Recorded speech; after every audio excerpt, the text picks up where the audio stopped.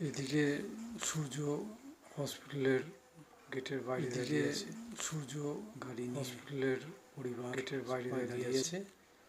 এদিকে সূর্য হসপিটালের গেটের বাইরে দাঁড়িয়ে আছে। তখন গাড়ি নিয়ে দীপা বাড়ি যাচ্ছে, আমরা বাড়ি দাঁড়িয়ে আছে। তখন আর দীপা বোঝাচ্ছে আমরা বাড়ি যাবো। তখন হসপিটালের সাহায্য করেছিল যাচ্ছে, আমরা বাড়ি যাব। তখন সাহায্য করেছিল তার হাজব্যান্ড এসে ছুটে ছুটে আসে আর তার সাহায্য বিদায় দেওয়ার জন্য ছুটে ছুটে আসে। সেই কথা বলে বিদায় দেওয়ার জন্য হাজব্যান্ড এসে সেই কথা বলে ছুটে আসে। খুব খারাপ থেকে বিদায় দেওয়া ছেলের জন্য সেই কথা বলছে মুসলমান ভাবে যদি মরে যায় তাহলে আমাকে আগুন দেয়। আপনারা চলে গেলেন যদি মরে যায় তাহলে আমাকে আগুন দেয়, আবার দেখা হবে কেন বেঁচে। তখন দীপা বলছে কেন যদি মরে যায় তাহলে আমাকে এদিকে সূর্য দেয়। মা তখন বলছে কথা বলে দীপা বলছে কেন থেকে সূর্য আবার দেখা তখন যেতে হবে। তখন আস্তে আস্তে দেরি হচ্ছে, এদিকে সূর্য কথা হয়ে গেল। বলছে আস্তে আস্তে যাওয়ার জন্য তৈরি হয়ে গেল, যেতে হবে। তখন বলছে যাওয়ার জন্য তৈরি দিকে চাপতে কথা হয়ে গেল। ঠাকুমা বললো মেয়েদিকে চাপতে যাওয়ার জন্য চেপে যা, শোনা চেপে গেল বললো।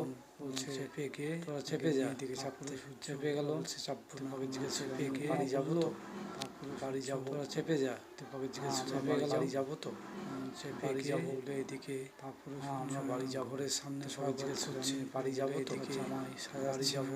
ঘরের সামনে সবাই বাড়ি এসে হাজির, জামাই সাজাচ্ছে দিচ্ছে। এদিকে দীপা বাবাই সামনে স্বাগত করছে, সাজাগুজো করছে, কি সাজাচ্ছে ফুল দিয়ে। এদিকে দীপার বাবাই আসবে, কি করছো? জামাইকে জিজ্ঞাসা করছে আজকে আমার সূর্যরা আসবে, চলে এলো সাজাগুজো তো কি করছো?